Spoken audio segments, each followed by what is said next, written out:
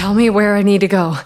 When Code Violet was first announced, the trailers gave me goosebumps. Dinosaurs, eerie complexes, mystery hiding behind every shadow. It felt like a new contender in the survival horror scene.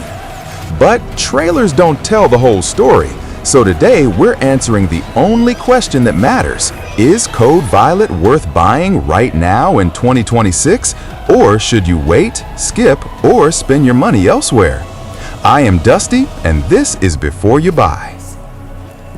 In Code Violet, you play as Violet Sinclair, a woman abducted through experimental technology and thrown into a catastrophic bioengineering complex overrun by creatures that should not exist.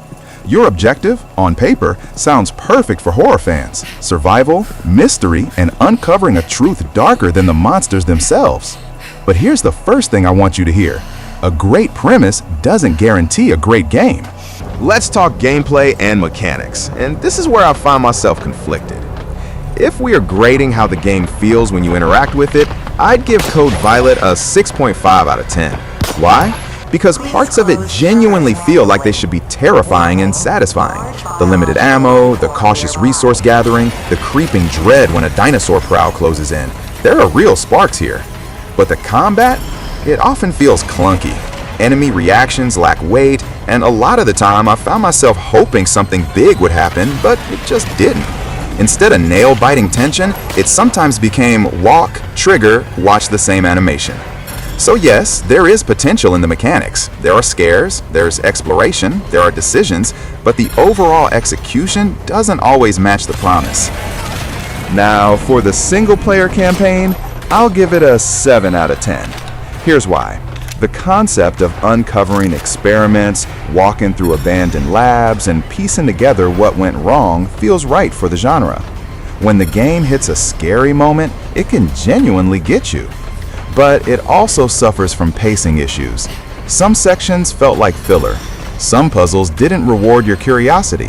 Sometimes it felt like the game wanted me to feel tension, but I kept asking, okay, what's next? Instead of leaning forward in my chair. Still, I appreciated the world-building effort more than I expected to. For visuals, I'd score it a 7.8 out of 10. At its best, Code Violet looks great. Lighting is atmospheric, some environments feel cinematic. Creature models can be genuinely fear-provoking in the right moment.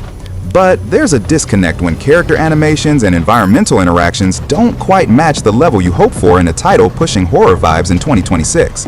Some visuals feel almost like two different teams worked on one game. One fantastic and the other unfinished. Still worth seeing though. Performance, this one is tricky. I'm giving it a 6.8 out of 10. I did not experience game-breaking crashes, but the game does stutter in intense scenes. Frame pacing is uneven, especially during smaller enclosed areas where the tension should be highest. In 2026, we expect smoothness, not hitchy jumps in what should be a polished AAA experience. At times, it feels like early access polish, even though this is a full release. That's disappointing. Now this part I genuinely liked. Sound and music gets a 7.5 out of 10. The ambient noises, the creature growls, the footsteps echoing against metal, these elements do work.